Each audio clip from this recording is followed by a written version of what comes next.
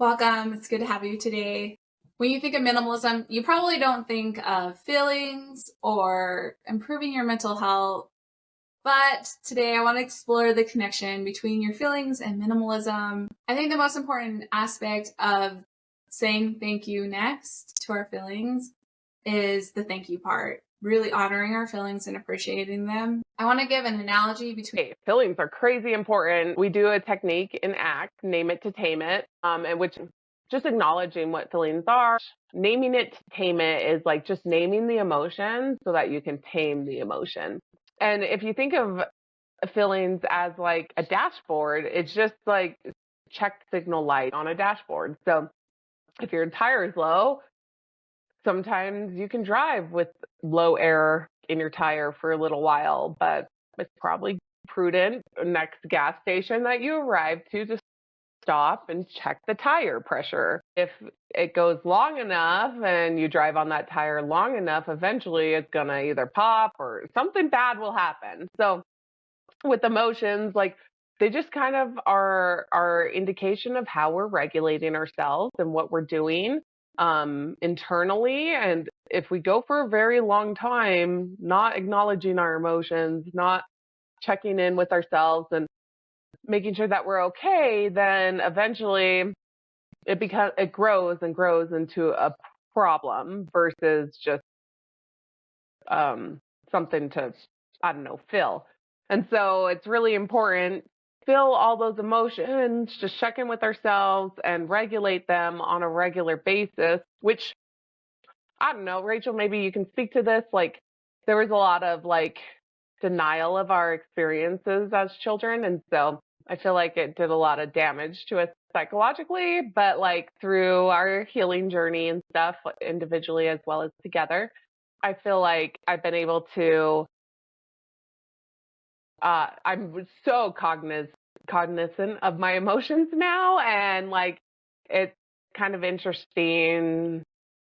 I'm surprised how much work sometimes goes into like emotions. Some days are more heavy than others of like concentrating on how I'm doing and what's going on with my emotions. there's a huge difference between minimalism and minimizing.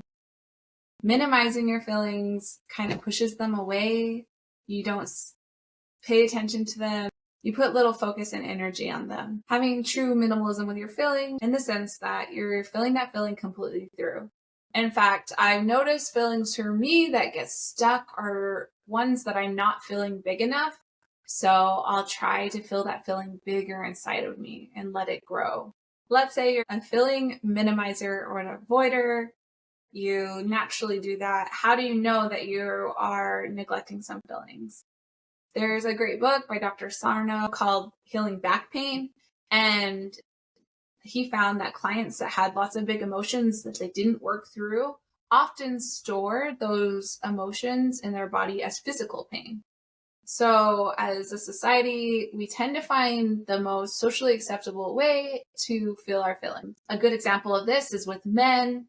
Often a feeling that they feel comfortable, accepted in is anger. So they'll let themselves feel anger, but perhaps they might not let themselves feel sadness or a different feeling. Dr. Sarno said that as a society, we have physical pain that's socially acceptable.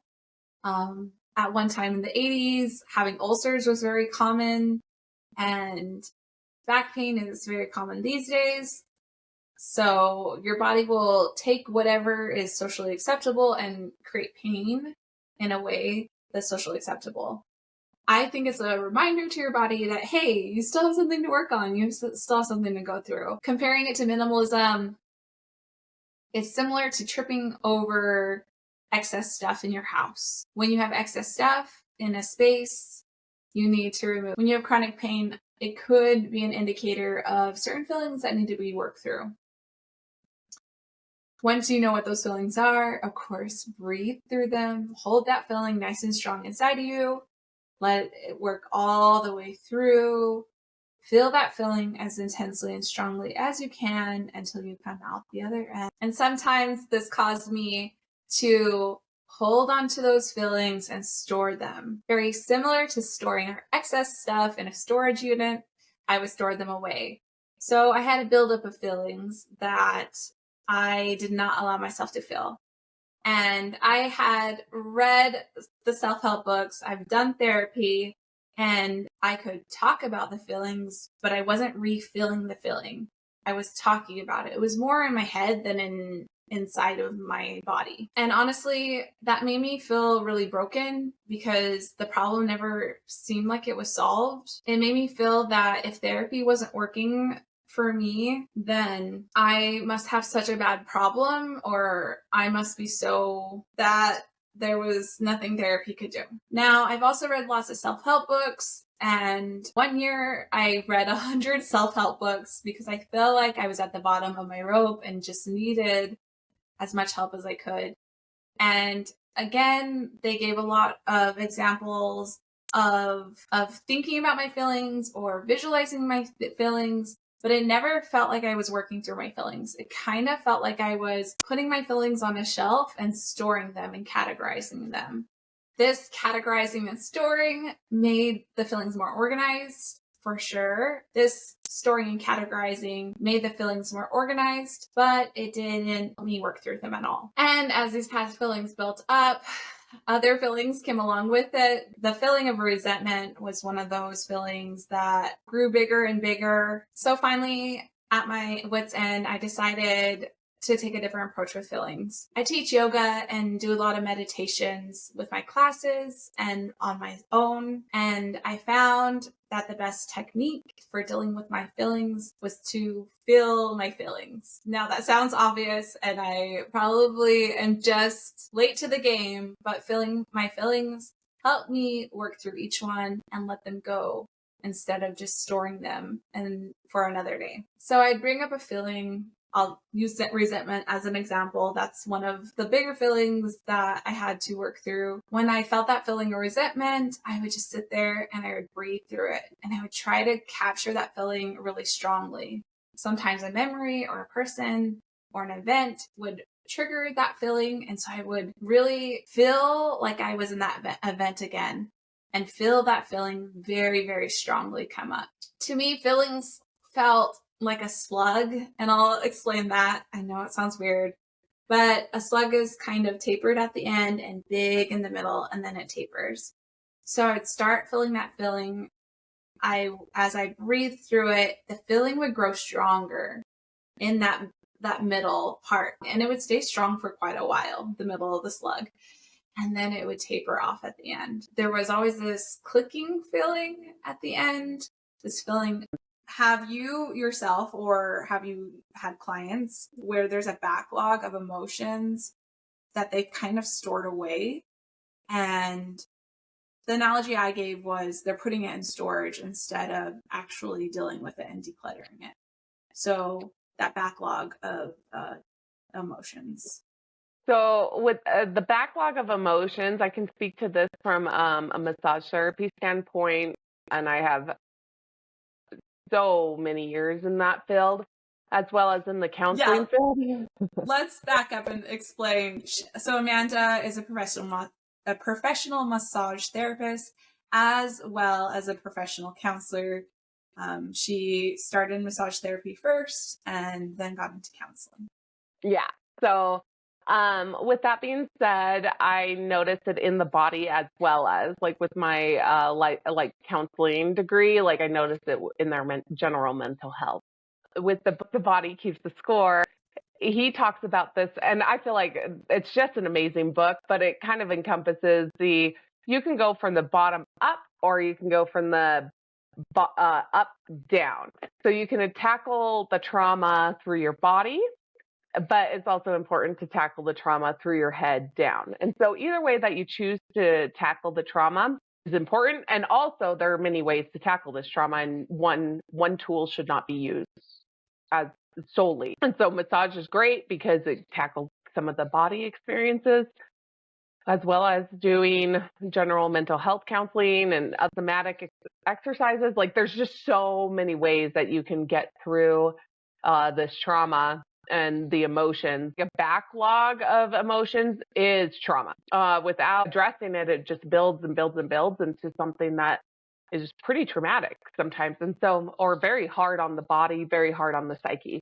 So being able to address them and almost, I notice with my clients, both in the therapy setting as well as the therapeutic setting on a massage table or in a chair, that they have to go through this experience. And sometimes it looks very much like the experience that they went through prior as they were going through it originally.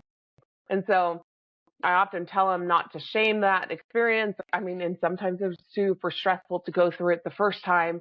And so just recognizing if your body's detoxing from the trauma, try not to get psychologically entangled into the trauma. Try to keep your parent brain on and soothing your brain while the body's going through the panic attack or through the experience. Don't get your head involved. Don't shame your body. Don't shame yourself for going through it. Just let your body go through it and not have it attached to any. It doesn't need to be attached to anything. It just needs to be processed.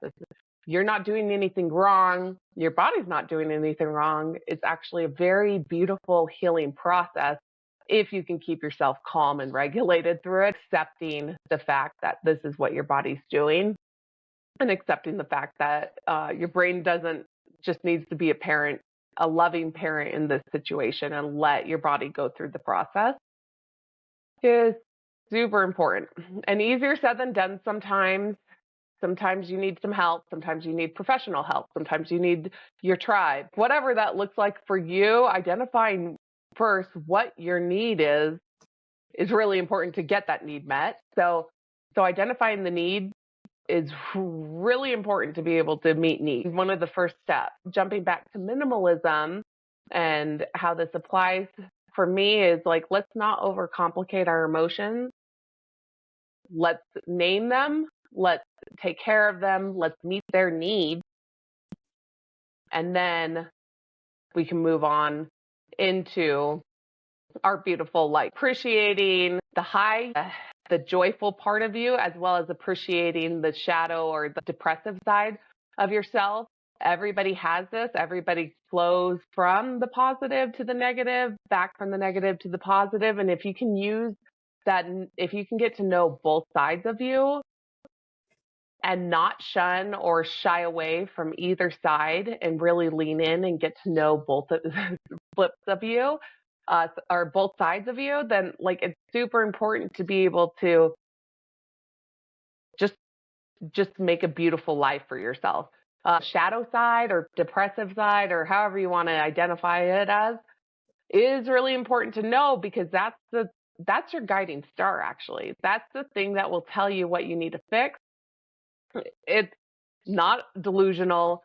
It's not bullshitting you. That's like the hard truth part, which sometimes it's hard to look at that and recognize just what you need to work on, what's going on in your body, what you don't like. Like sometimes that's super hard to look at, but by looking at it, sitting with it, and letting it be experienced, then it's addressed and you can move on to the next step. And then that will slingshot you into your happy, joyful, peaceful side, which everybody loves to live in and is happy usually to relish in that side of themselves. And so, but then when it goes dark again, some people are like, oh, I must be doing it wrong. When in fact, you're doing it absolutely right and absolutely beautifully. If you are flowing smoothly between the dark and the light, or the like depressive and the happy, then it's actually just, it's working right. You talked about the body holding emotion, but go in more detail. Please, like, explain how the body holds emotions and how they manifest as dis-ease or illness or discomfort or stress or whatever it is, how it's manifesting in the body. Make that connection clear between emotions and the body. With emotions, like, and I definitely, you could take what I'm saying with a grain of salt, but just being a massage therapist 2 decades now, and also like being a licensed counselor, I just see that there is so much connection between emotions and brain health as well, that directly leads into the body and the body health. And so with my massage clients, when their shoulder is frozen, I will sit there and talk to them about their emotions and what they're experiencing. And sometimes I don't even have to be touched. I'll just move on to another part of their body while they're thinking about the things that they're shouldering in life, and they feel like the weight of the world is on them. Someone's really bothering them and they can't get past that and they feel wronged. We'll sit there and talk about it, and then I'll go and touch that shoulder again, and it will be completely loose where it was frozen before. It's really important for all of us to create the space for ourselves and find people that will like allow us to create the space, as well as creating space for others to be able to share their emotions and process their emotions so that your body's healthy as well as your brain. It's hard to have one without the other because they're so interconnected. As far as disease and other things like that, I'm not a doctor, so I'm not going to speak fully on this, but I do feel our bodies are very much a map of what's going on with our brains, and our brains are kind of a map of what's going on with our bodies. So if there is something going on with us that isn't healthy, like generational trauma, I believe that it can manifest in some pretty peculiar ways that affect our health and affect our mental health as well. It just comes out sideways sometimes. Anyway, so it's just being aware of what's going on with your body, honoring experiences that your body's going through, and honoring the experience that your mind are going through, and like the emotions that you're feeling. And by helping them and supporting them, I find that my emotions are kind of like a 2-year-old. They get really, really persistent and very, very loud when I ignore them. But if I slow down, take a breath, and listen to them, and take care of that need, they go away, and I usually turn pretty happy pretty quickly, just like my 2-year-old does when his needs aren't being met. And then I stop, I pause, I meet his need, then he goes skipping away, as if there wasn't even a problem at all sometimes. When you see a child in a grocery store having a tantrum, often the parent is trying to calm the child, trying to not let that child's feelings come out or explode. They're trying to minimize them as much as possible and get through the grocery store and back home. It's good to feel the whole feeling, let it expand, come to the surface, and feel the whole feeling all the way through. So when you do have a child that has a feeling and they don't get to feel that feeling of sadness or anger or whatever is coming up for them, and they have to stuff that feeling in, it will come out later. That's why for me as a parent, I've always tried to let my kids feel that whole feeling all the way through, especially when we're at home and they have time to process the feeling. I'll pat them on the back and say, it's okay. I'll pat them on the back and say, it's okay you feel sad. Feel that sadness all the way through. And it's okay you feel angry. You can feel angry. And I'll even encourage them to cry if they need to cry, or stomp their foot if they need to stomp their foot. Whatever it takes for them to really feel that emotion all the way through their body and not stuff it down. I just had this experience today with my 2-year-old where he really wanted a snack. And I gave him several snacks before, and he asked for a certain snack, and I gave it to him. But then he decided that he didn't want said snack at that moment. And so he had a meltdown. And I just sat there and held him. And I could tell that this meltdown was not about the snack, but more just like this buildup of like emotions. And so by just honoring those emotions, holding them and saying, you seem sad, you seem angry. Both of those emotions have a place. I said they belong here. Even to my 2-year-old, I was just stroking him and I said, anger belongs here. Sadness belongs here. You're sad and cry like you're doing a good job. And I just kept on saying, like, you're doing a good job. Just cry, let it out. And as he did, he cried for a good 5 minutes probably. Like for the little guy, I feel like that's a long time to let out emotions. And I just sat there and held him and just acknowledged anger. It belongs. Sadness, it belongs. And then just reaffirming, you're doing a great job. And then eventually he just stopped and he started looking around and he started noticing the birds and the trees and because we were outside and other kids playing. And then next thing I know, he's off of me and on to like going and climbing things and playing and as if nothing even happened. But that's the beauty of emotion. You take care of the need, you give it space, you acknowledge them, and then you get to move on. And so the trauma that you experience or the hardships that you experience, they have value. They have a right to be here. You need to honor and give it space to be felt. But then you get to move on. You really do get to move on with your life and you don't have to sit in that forever, which is so beautiful. It's a beautiful part of our brain not be able to be stuck for a lifetime. We really create these purposeful and meaningful lives as we allow ourselves to sit in the icky parts of life.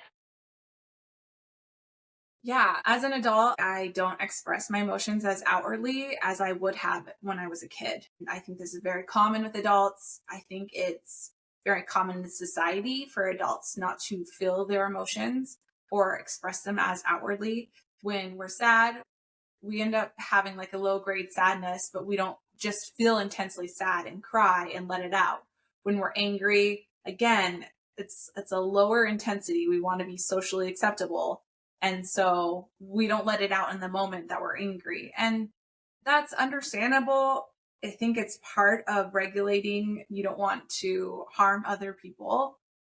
So that is a gift that we have as adults, but also can be a curse because then we have to process those emotions later or not process them at all, which is very common, and just store them. Obviously, there's a time and a place to process our emotions and to experience our emotions. I know some people through experience aren't the most safe for me to have a meltdown with or like express, ooh, that doesn't feel good, that doesn't feel safe, or I'm having a backlog of emotions. Can I sit here and process them with you? You guys have all probably had these terrible experiences before where it just went wrong because of it, because of oversharing with someone who wasn't able to emotionally regulate themselves or weren't mature enough to handle this conversation, weren't at a place where maybe it was just a bad day for them and they just weren't at a place where they could hold that experience for you. And so, like, even with the people who I love and I trust, I always check in with them before I go into my emotions and my experience just to make sure that they have the space and the emotional and mental capacity and the time to sit there and hold this for me and be there with me in this experience because I don't want it to go sideways for either of us. And I know if I don't have this check in with them because of past experiences, that it could go really bad for them and also for me. And it needs to be a successful experience for both of us in order for us to want to do it again. And so setting yourself up for that success is super, super important by having emotionally available people, emotionally intelligent people, also having the time and the space and the atmosphere where you feel like there's a sense of privacy or whatever to be able to express that is really important. Yeah, this reminds me a lot of minimalism because you're not going to go ask a hoarder to come help you clean your house and minimize your house. They have a backlog of things, and you're not going to ask someone who hasn't gone through their emotions and processed them for help either. They're not going to be a safe place for you because one, they don't know how to process emotions because they haven't done it. They've stored all those emotions. And two, they're already overwhelmed. They're already overwhelmed with their own emotions and their backlog of emotions. And helping you process yours is just going to be the straw that breaks the camel's back, because they're sitting there with a huge burden that they're holding on their own. So often a good buddy to process emotions with is someone that has processed theirs. How do you process your emotions? Okay, so I have several things that I do. First of all, calling a friend is always a great thing, but what do you do when you don't have your tribe, or your tribe isn't adequately prepared and set up for that kind of success? So there are lots of things, and I bounce back and forth. I don't use one tool for everything. So I use exercise as a form of processing my emotions. Lifting heavy is always a really great thing to be able to move the emotions out. Also, I call them hate letters. I don't know. There's probably a better way to say this. Basically, sitting there and writing a letter, something that either a person or an entity or an ideology that you don't like, writing about it in your perspective without giving any validation to that other person and their experience. So it's strictly your view, strictly how you feel about the situation. It could be right, it could be wrong. It doesn't even matter. It's just your emotions and your feelings, and you're just getting them out. Some of these letters that I've wrote were a page or half of a page, and I was good. I was able to like take some deep breaths afterwards and maybe even cry afterwards, and that was great. Like I felt closure.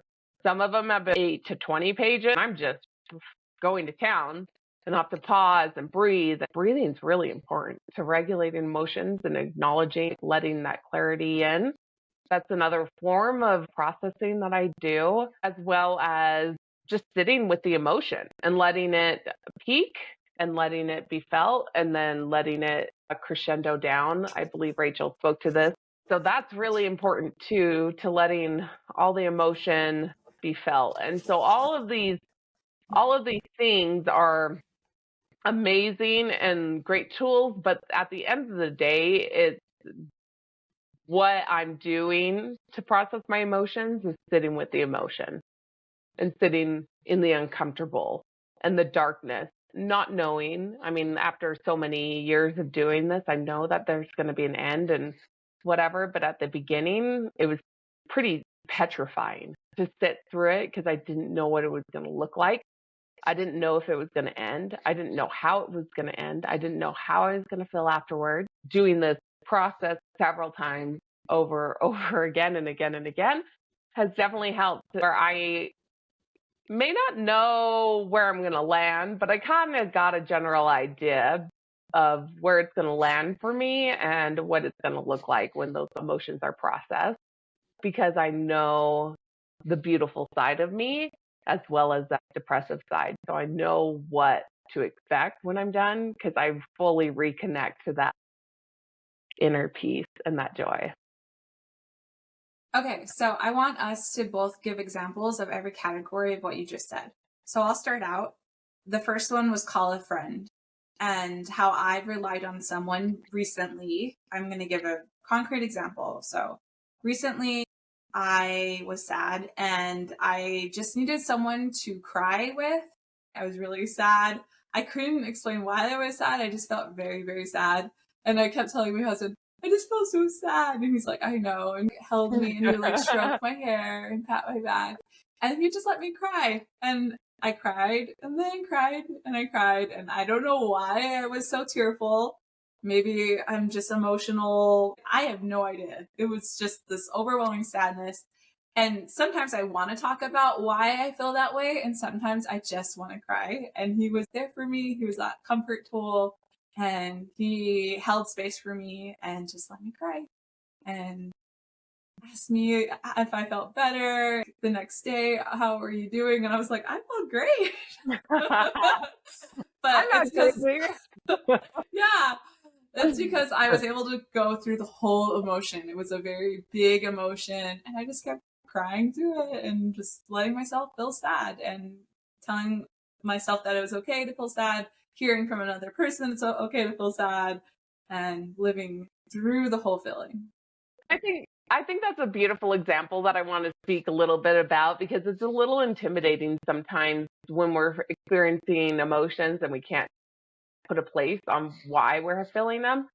Sometimes people make stuff up so that they feel okay feeling that sadness, and it only adds more complication to it. So if you don't know why you're sad or you don't know why you're experiencing whatever emotion it is, that is great. Turning that adult brain on, that parent brain, and being like, it's fine that you're feeling sad right now, and I'm just going to let you feel it and sit with it. And I don't need to name an age or a stage or where this is coming from. I just feel sad. And so let's not overcomplicate it. It's like a really important thing to validate that experience without knowing exactly why that experience is there. Yeah, and it was interesting because I feel like I was switching from the parent part of my brain to the child part. So the parent part of my brain was like, "This is okay. You have space and room." And also, my husband was being that parent part. It's okay. You could be sad. Let it out. So we both were parenting me, but also the child part of my brain was the part that I felt like the emotion was coming from, the sadness. And so I would give myself permission with the parent part of my brain, but then I felt like I was like really sinking into the child part of my brain. Like, I just feel sad. That's what I feel. And kids are very much like that. They sometimes don't know why they're sad, or they'll have tantrums and you're like, where is this coming from? Um, they don't often know. And sometimes that's okay. So, speaking to this, in development, we experience our emotions in utero. With our moms having hormone washes, we are living, literally living in our mom's sadness or our mom's happiness. And we're just literally drinking that in, and it is washing over our brains and washing over us. And we have at a very, very early stage in utero, we have the ability to feel that sadness. Now, in utero, we do not have the higher thinking developed yet. In fact, I don't think that really develops until 3 to 5 years old to be able to place why we're sad. And so, in part, who cares where that sadness is coming from? Because it could have been in utero. It could not even be your sadness that you're experiencing. And so letting that go is super important. Our brains aren't developed enough at young ages to know why. That takes a lot of executive thinking to be able to pinpoint why we're feeling sad, what that person did or what that experience did to us to make us feel that emotion, and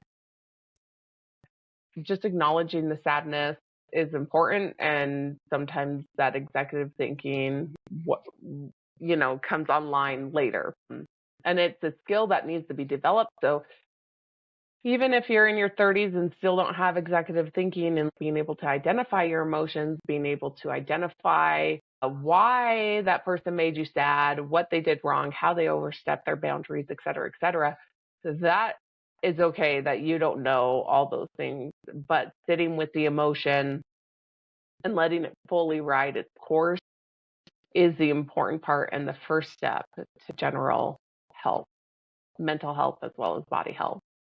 Yeah, and ironically for me, too much executive thinking actually inhibits me from feeling those Yeah, emotions and working through totally. them. And then I'm thinking too much about my emotions and the origins of them and what caused them in the past have over, and sometimes currently, I've over analyzed my feelings and all the thoughts around them and the story around them, to the point that it was hard to get to the softer side of me that needed to process it. hmm Well, and it takes a lot of courage, I think, and a lot of vulnerability, even with yourself, to sit there and let all of your guards down and truly feel that emotion. It's something that's really vulnerable. And sometimes we're not even feeling safe inside of ourselves. And that vulnerability, even with ourselves, is just too much. And so acknowledging where you're at and what relationship you have with yourself, and what you need to do to build that relationship to be a stronger relationship with yourself is also extremely important. Amen, sister. Okay. Literally. Amen, my literal sister and my soul sister. So recently or in the past, whatever experience stands out to you, when have you called a friend and they've helped Oh, you well, transition? I don't have to reach far back into my Rolodex of memories to be able to remember one where I called my sister and like today and actually was like, okay, this is really bothering me. And she just sat there and looked and was like, what's bothering you? What's going on? And she just let me cry it out and let me fully experience it. That validated all of my emotions. And it was really great because the form of where the emotions were coming from was because of someone using a lot of techniques and of toxic techniques with me. And so having someone validating my experience and honoring what I was feeling was very needed. Where I can't do that for myself in those experiences with sometimes with toxic people because I'm experiencing what they're saying and I'm like, well, I need an outside source to validate if this is true or not. If you can, to eliminate or minimize as much communication with people who you've identified as unhealthy is really important. But sometimes you're not always able to cut all of the toxic people out of your life. And so having your tribe support you is really one of the most valuable ways to get through some of these experiences. Okay, so what emotion would you say that you were feeling the most in this instance? I think fear and sadness were the biggest emotions that I was experiencing. Obviously, when they come out, they're exhibited differently. And for me personally, I experience them differently when they come through. Fear probably is more in my throat and chest, and it it's just exhibited. I mean, how it comes out, it shows differently. It could be either through shaking and frustration or or just sobbing. How it manifests is maybe different, but how it's processed in my body is just me sitting there holding that and holding space in the place that I'm feeling it. And then the sadness for me, I don't know about you where it hits, but it kind of like hits in my face more. Like I feel it more in my face. And I'm pretty cognizant, maybe because of my massage background, I'm pretty cognizant of where these emotions are coming from. And so I can kind of pinpoint for myself personally, just sitting with my emotions so much, like what organ or what part of my body is the one holding the sadness or holding the fear.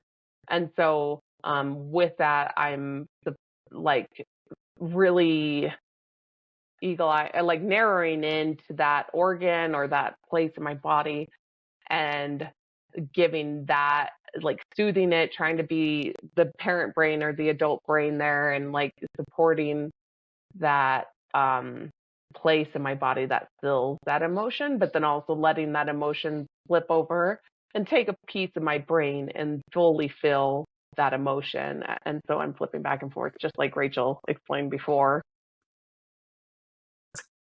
Okay, awesome. So we're going to move on to exercise and give examples of when we felt it. I know Okay. for me, I exercise a lot. I coach weightlifting and I'll also weightlift a lot myself. I teach yoga and I'll obviously do yoga myself. I find that different exercises for me lend to helping me process different emotions. For instance, if I feel fear or the need to run, have like a flight response, I run. And that helps me get that out. If I feel anger or boldness or intensity, I'll weightlift, and it helps me process it. Whenever I feel sad, yoga really helps me process that sadness. Ironically, I also get the positive emotions from those too. So running makes me feel like I can like bounce through life or enjoy life. Like it gives me that positive boost. And then weightlifting makes me feel powerful. Like I got this. I can do this. If I need a boost of confidence, weightlifting's my go-to. And if I need to relax, yoga is my go-to. Like it helps me bring in all those positive emotions as well. So a specific instance where I felt an intense emotion, I had a stalker that was texting me, and he would change phone numbers. I would block that number, and then he would change phone numbers. And I felt very unsafe. And I was doing a lot of weightlifting and yoga, and I was having so much trouble processing this instability, unsafeness. Running was the one. Once I got on the elliptical and I was thinking about that insecurity, I was able to like feel all the way through that feeling and really process it.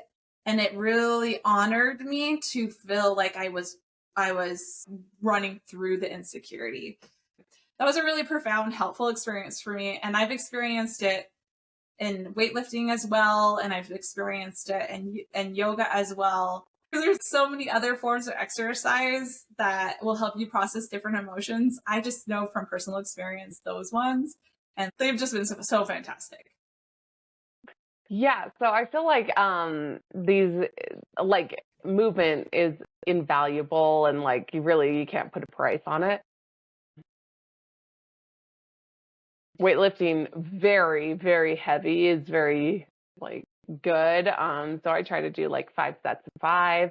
If I'm really angry, if I'm like feeling more sad and mopey, I'll go like 12 sets of 3 or whatever. So it just depends on like what emotions I'm trying to hit, like Rachel said, understanding what's going on with my body. Sometimes that's just not getting it, like Rachel was saying. And so I'll go onto the treadmill and I'll bump it up to a 15 incline.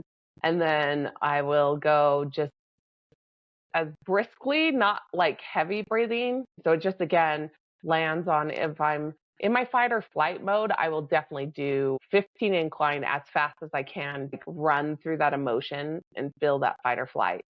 And then bump it down and then walk and intentionally walk in my power. And like I'm winning and I feel powerful and, so once that emotion's out, I'll like restabilize it with like the opposite of like, I am in my power. Sometimes I'll sit there with an incline of 15 and then walk at like a 3.5. So not like fast.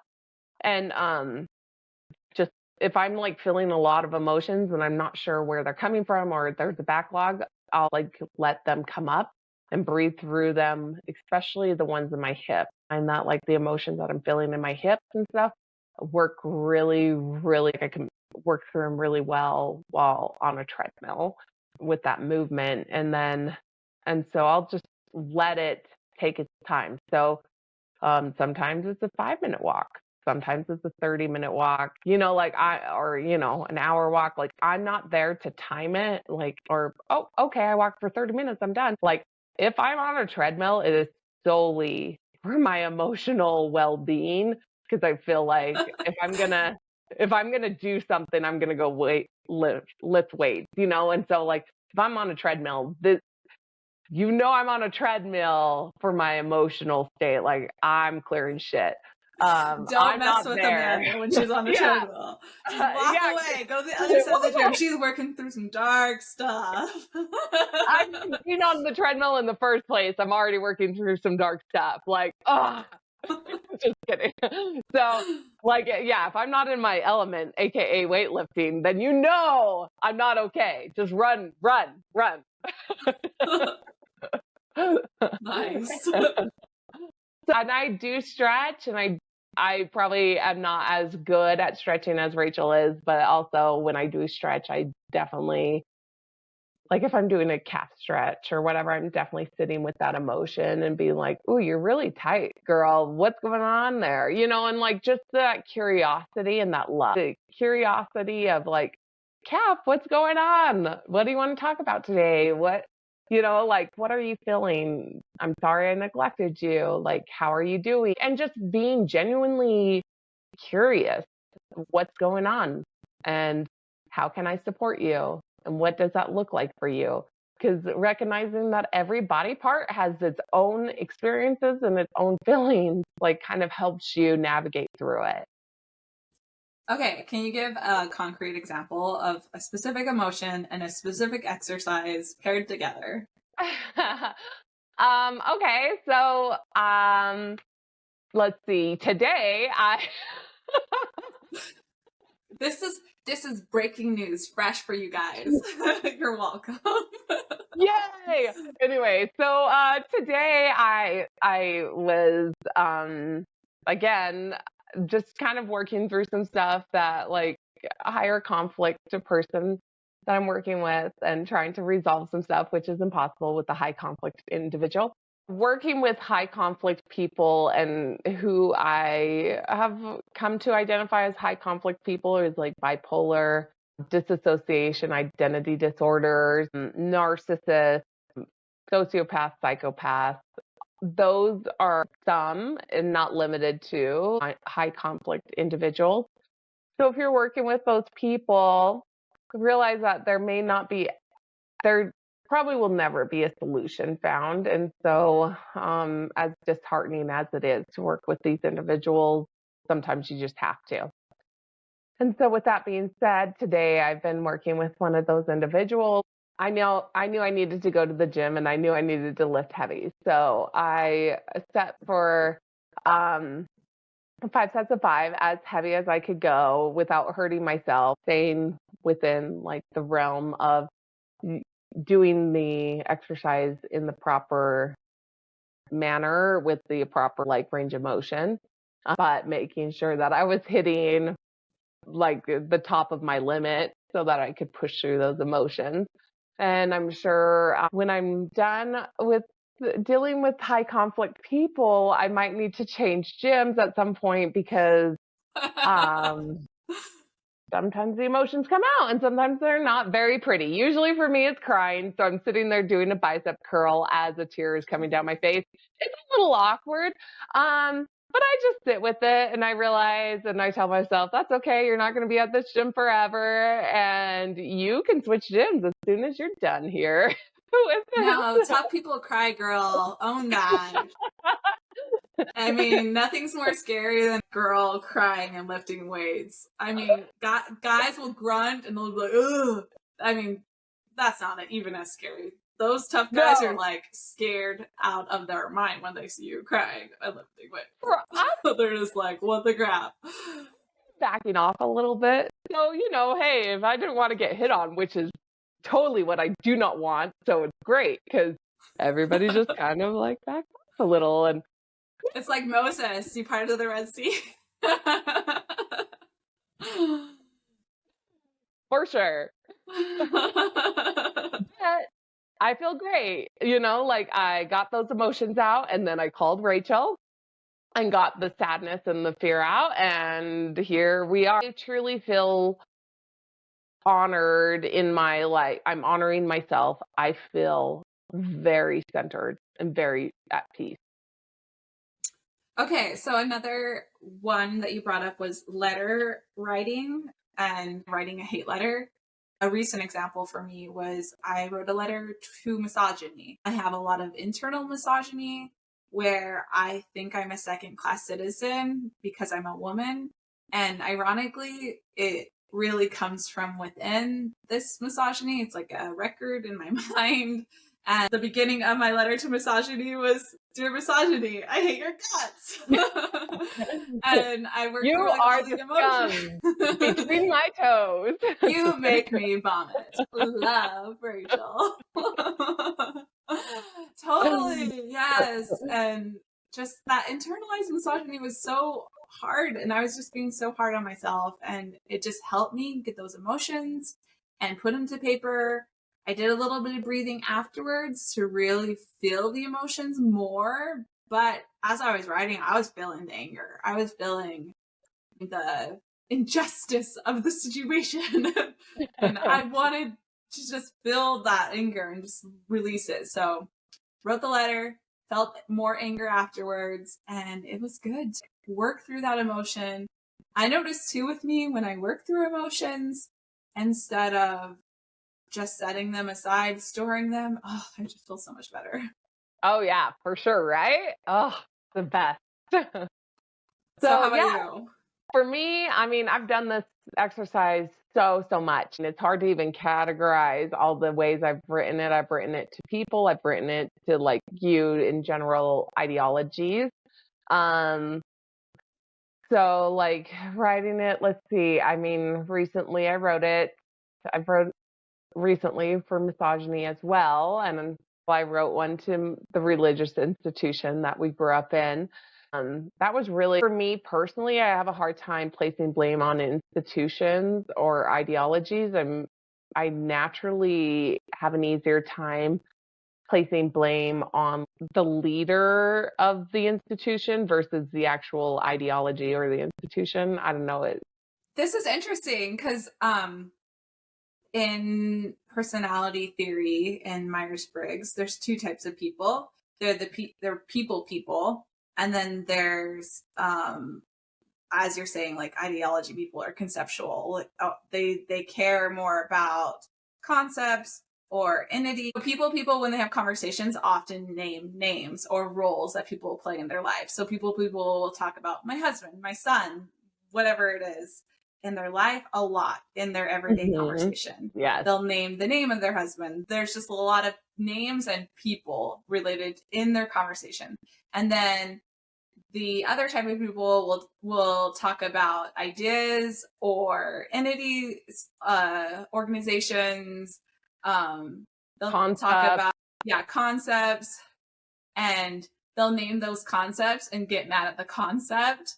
Um, an example of this, I heard one YouTuber say that he was like mad at American Sign Language because when he saw it, he was like, "They're just faking it. They're just faking the movement with their hands. How is that a real thing?" Anyways, little tangent there.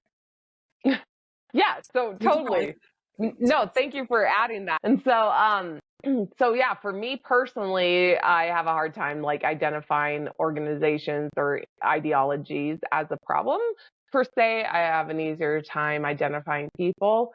It's not a character flaw at all. Like Rachel was saying, it's just the way that my brain works. And if your brain works the other way, great. It's not a character flaw. It's just how your brain works. And so honoring that is important. Anyway, so I have to kind of turn an ideology or an institution into a person in a way. So writing a hate letter actually is very useful for the way my brain works because it kind of turns that ideology into a tangible thing where I can see it as a person with many faces and characteristics, and some of them are very honoring and great and supportive, where others aren't, and it helps me make it more tangible. So, with writing about my religious institution that I grew up in, just the difficulties or limited belief systems and stuff, or the things that I took on and how I view my image of self because of it, and some of it being very some of it's beautiful, and I don't want to disregard some of the facets that were really honoring and beautiful for me. But with hate letters, it's you're focusing and narrowing in on the dysfunction. And so with that, I was focusing and narrowing in on the dysfunction that it caused in my life. And so afterward, I think I had a great cry, a great cry, and just kind of like in some ways, it felt like a death to me, like I was mourning that loss of like the what it what could have been if I didn't take on that belief system or that ideology. Again, I'm not discounting the beauty that it brought into my life. With the hate letters are focused for narrowing in on the negativity, and so it let me mourn that negativity, and it let me mourn the sadness and the limited things that maybe I felt I was limited in because of that ideology, and kind of freeing myself from it. Yeah, this reminds me, when I was a teenager, I often got in the cycle of justification. So I would say, "Oh, this thing is harmful," or someone would bring up something that was not going so great, and what we would call a negative emotion, or I don't know, a shadow part of yourself. And I would always find the silver lining, and I was good at it. Like, I could find like the silver lining in anything. I could find any way Really, to look at, yeah, something to make it sound you not can as do bad some as it is. backflips to do some silver lining as well as me. I'm like a gymnast when it comes to finding silver lining. Mental So gymnastics are the yeah. best. Not really.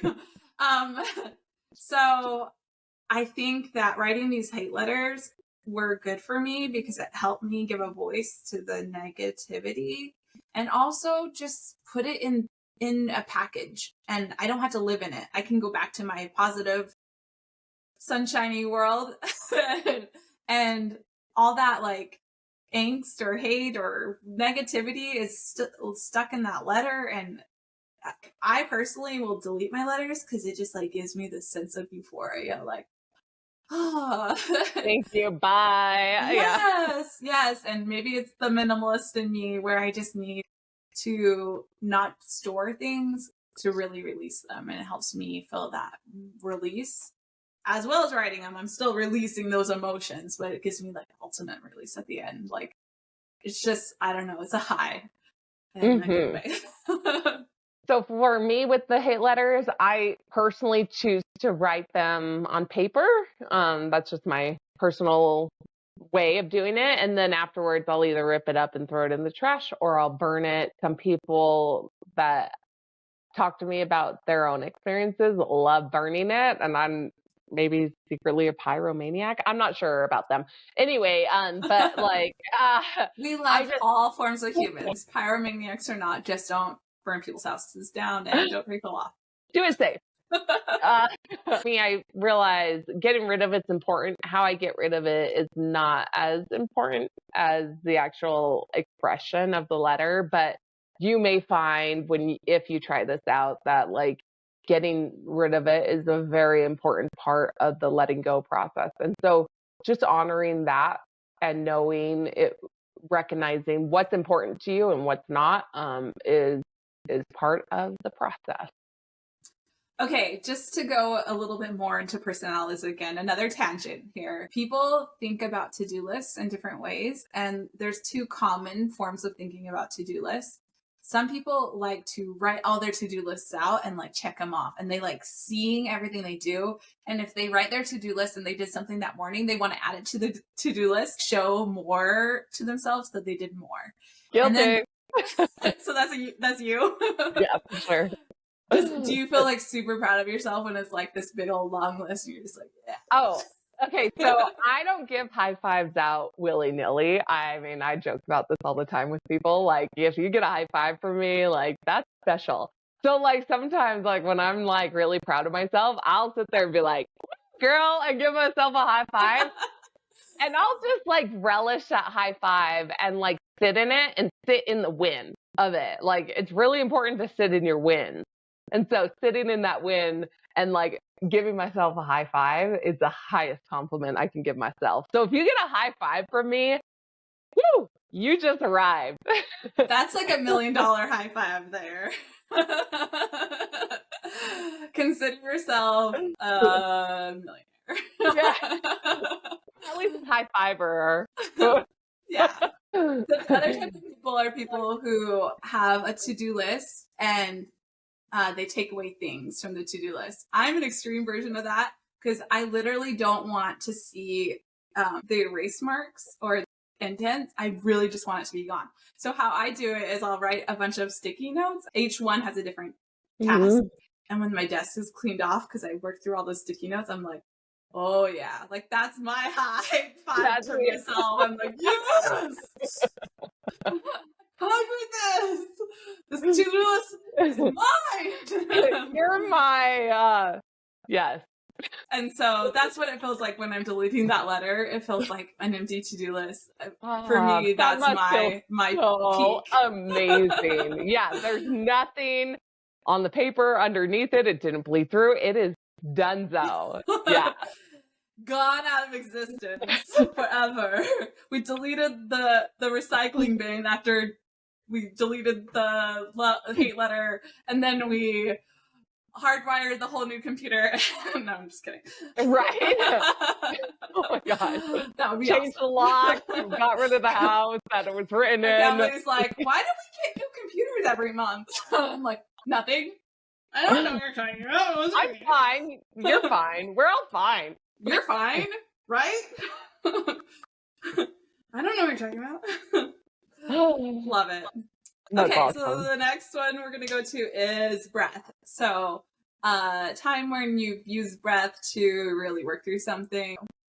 So breath is like, it is the most important part, I think, of any like processing of emotion. Like, I will make myself breathe super hard by doing a 2-step exercise. So like a squat and then a thrust or something like that, like to make sure that I'm getting my heart beating so that I can breathe. So then when I'm resting or recovering through that exercise, I'm taking some deep breaths, very deep breaths, like thinking about the emotion or the experience and letting that breath of like me catching my breath through the exercise work for the benefit of processing that emotion and like really leaning in on that emotion.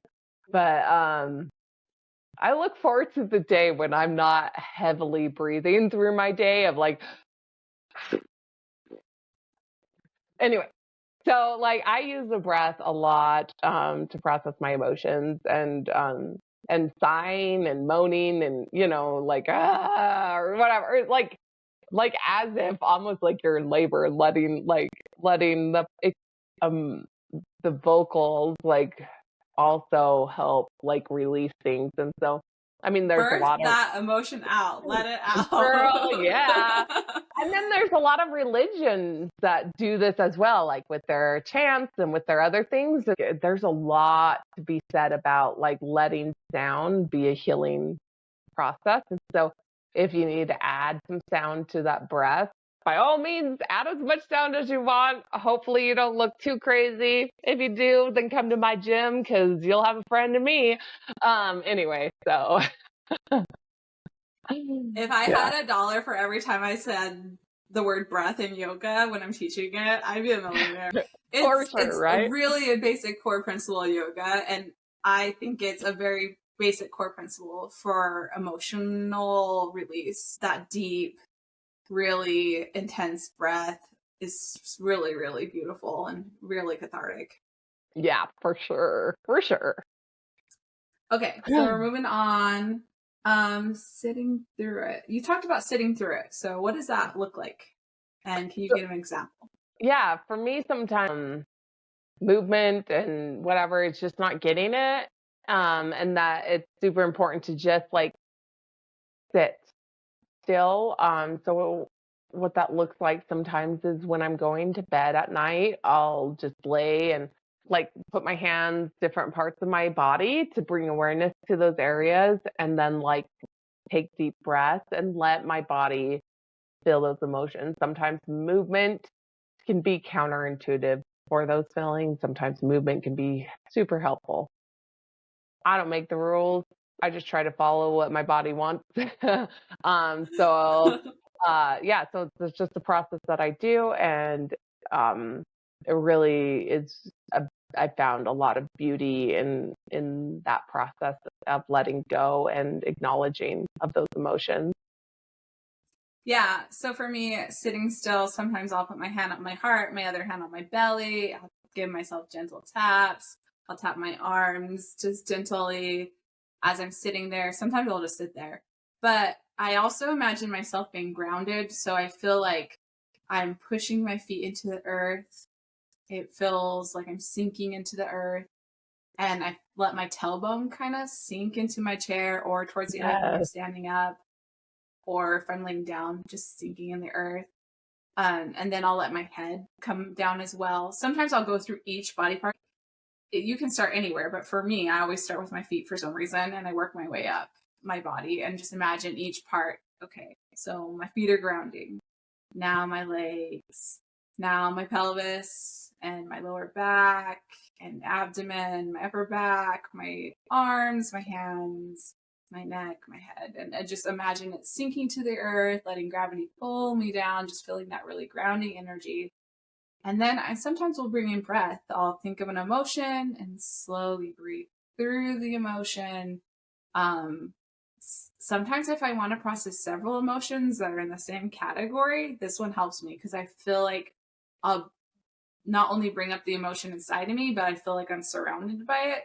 And these are sometimes overwhelming emotions. So I did Yeah. this recently with resentment, and I imagined like resentment all around me, like a mountain. And I was like in the middle of the mountain.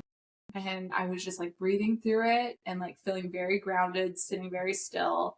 And slowly this mountain melted around me. And like slowly I worked through each part of the resentment, each part of that mountain. And the mountain we like grew to a hill, and then it was smaller and smaller and a little anthill at the end, and then all the way gone.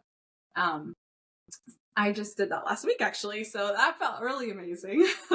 Oh, good. Yeah, totally. I feel like resentment is one of the, or betrayal. Betrayal and resentment are some of the hardest emotions for me to like move through.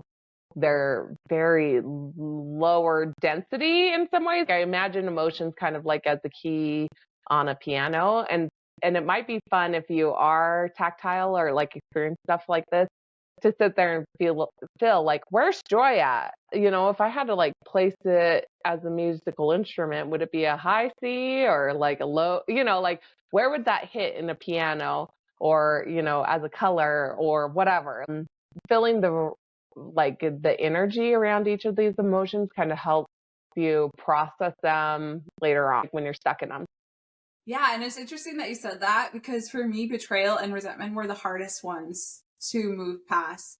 And for me, they were harder because I felt like they should apologize first. Why should I move through this? It was their fault. It was a very pointing my finger vibe, like, how dare you? And kind of like, they should have justice, or they should apologize, or they should own up to this. But I found, ironically, the two most biggest parts of my life where I felt those resentment feelings towards a person, and I finally gave up on hoping that they would apologize or hoping that justice somehow would, I don't know, work its way through life. Whatever I was hoping for, when I just gave up on that and I decided, like, okay, I'm just gonna breathe through it. I'm just gonna work through my resentment or my betrayal. Ironically, those two people with the two most extreme examples came to me afterwards and were like, hey, I'm so sorry. What I did was messed up. And it was weird because by that point I had moved on. I was just like, I don't even care anymore. What are Like, you even I'm over talking that. about? I was like, you're saying this for you. Like, and Right? it's interesting because I hear a lot about forgiveness, especially in religious contexts, like you should forgive and it helps you to forgive. You're doing it for yourself and Yeah. not for others and stuff like that. But I felt like I've always tried to prematurely forgive people before they ask for forgiveness and stuff. And it always made me feel like I was betraying myself. So working through the betrayal towards myself and the betrayal, like feeling that betrayal instead of pushing it away, or Yeah. feeling that resentment instead of pushing it away and being like, okay, I'm going to push it away. I'm just going to forgive you. I'm just going to move on. No, like really, really feel that anger, whatever is coming up, like feel it. And then that's how you kind of forgive in a way, even though I still don't like the word forgive. I hate the word forgive because like there's a connotation with it about like boundaries not needing to be honored, which like I feel like there's some delusion with that belief system in the sense of I am okay with letting go for myself and for the betterment of me to move on. But you better believe I'm not going to like open my door up for that boundary to be broken again.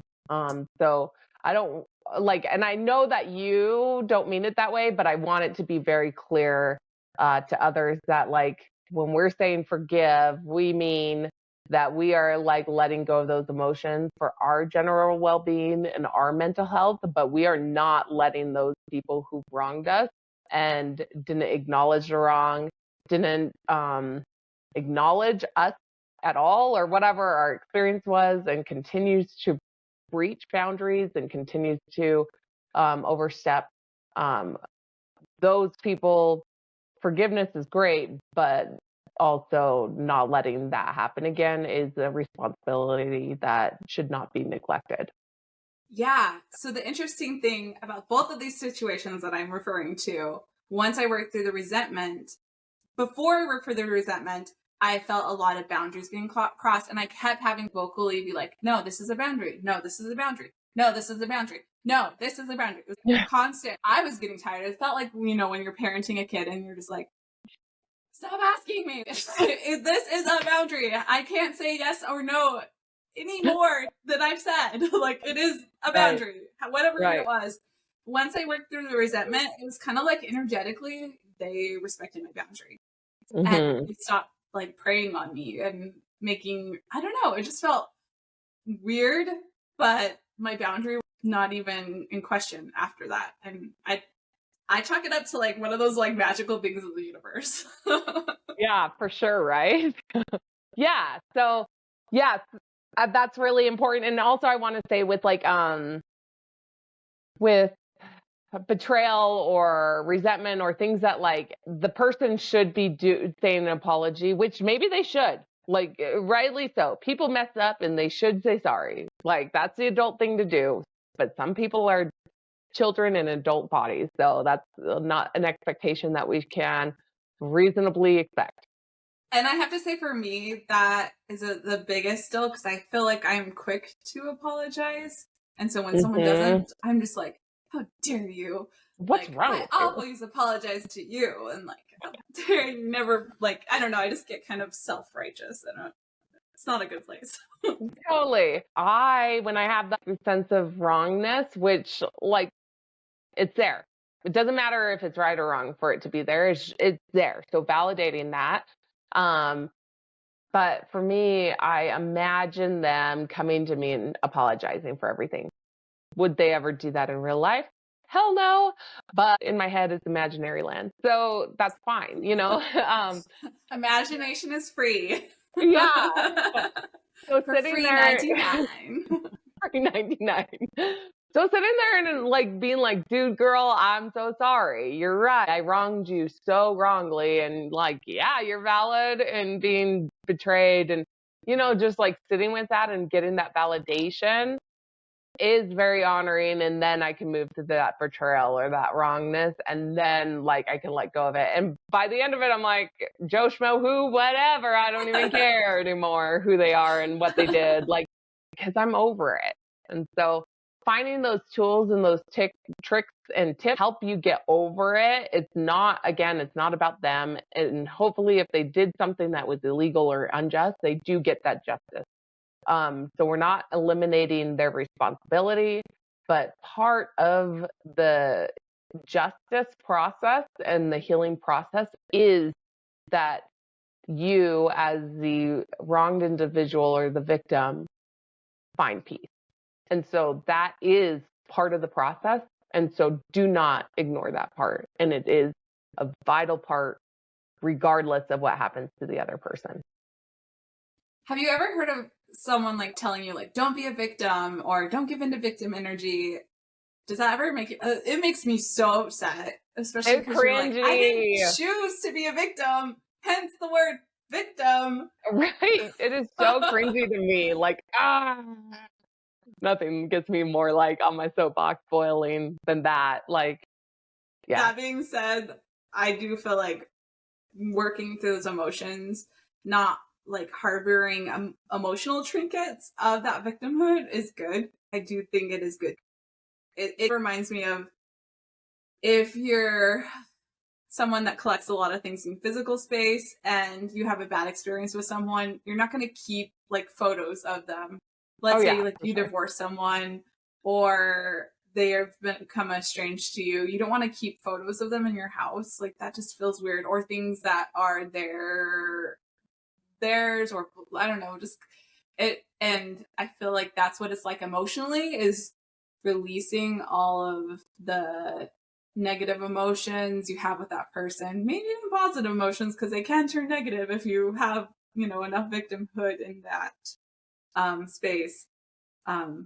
Really helps you overcome that victimness, but I still hate that. I hate when people say that, like, don't be a victim. Like, Right. Got that from I'm your just like, excuse me.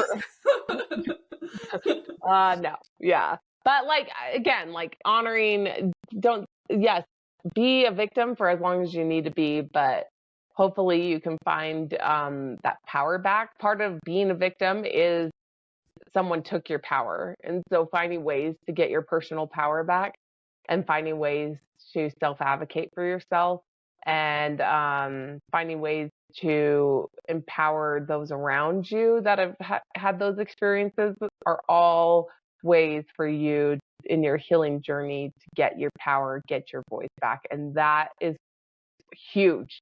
Getting your voice back so that you are back into thriving instead of that victimization. And so, Yeah, and this episode's all about releasing emotions. Our next one's going to be about acquiring positive emotions, or if you have them, amplifying them, and we're really going to get deep into that.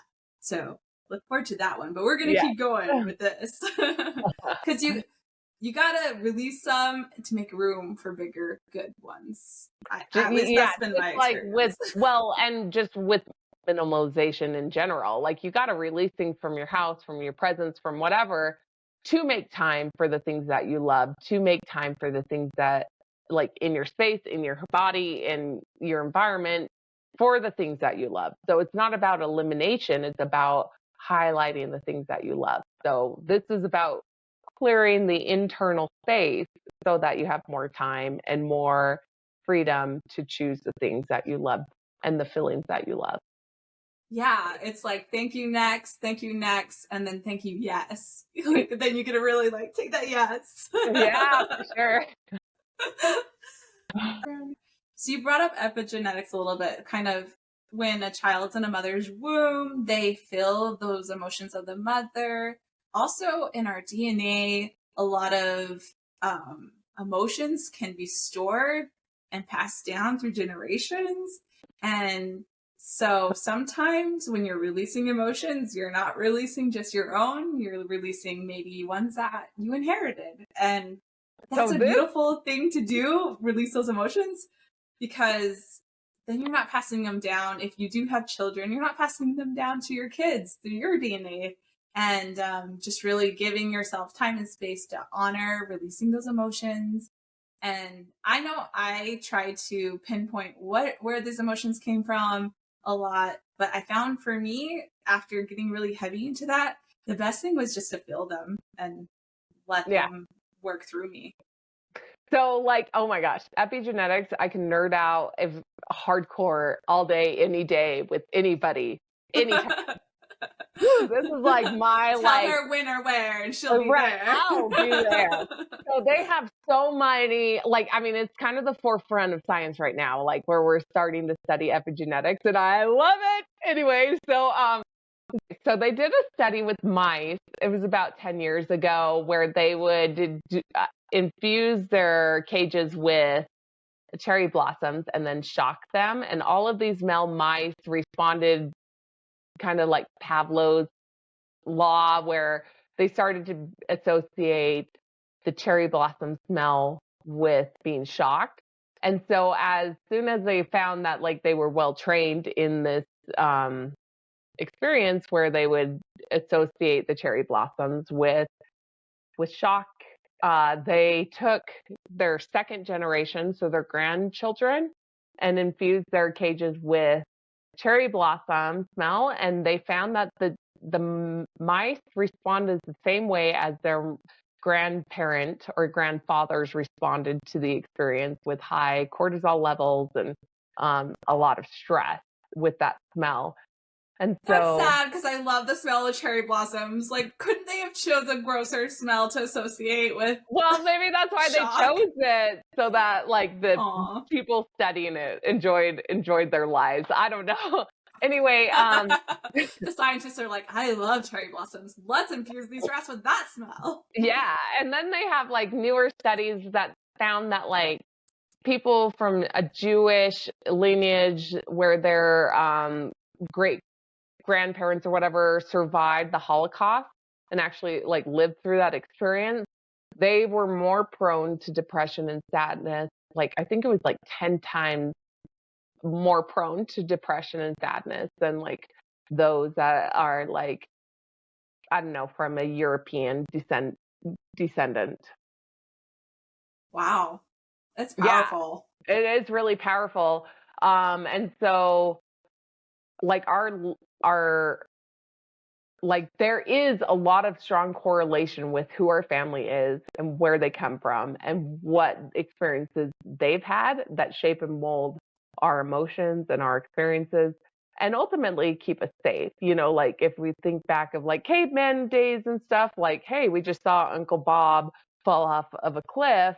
Now we're petrified of being at the edge of a cliff. Like I there swear one of my ancestors was afraid of snakes because I am like so afraid of snakes and I don't really have a justification for it. maybe. So, like, yeah, breathing through that experience, but knowing that that's not your experience, that may be somebody else's experience, and you're just housing that in your DNA and in your body, and letting that experience be felt is very healing, I think, for the family as well as for you. And it gets a little woo woo. Epigenetics is a little out there in general and a little like woo woo anyway. But just recognizing that there is this strong correlation between like the fight or flight or the survival mechanisms in our body and that we do pass down these survival mechanisms to our heirs. Yeah, I feel like there's a warrior inside of me, and it reminds me of Lord of the Rings when Gandalf like put the sorry, I'm just nerding out here, where he like throws his like staff into the ground and it like lights up and he's like, "You shall not pass." I'm like, no, this weird stuff is not. I'm gonna work through it. Gonna. It's not gonna keep going. It's not gonna keep living Right. with me. I'm gonna feel it, release it, say thank you, and let it go. Yeah, totally. hmm Um, Okay, well, thank you so much for nerding out with us today. These are topics that are very, very near and dear to my heart, and I know Rachel's heart too. We've spent a lot of time studying it, reading books on this, discussing it with each other as well as others.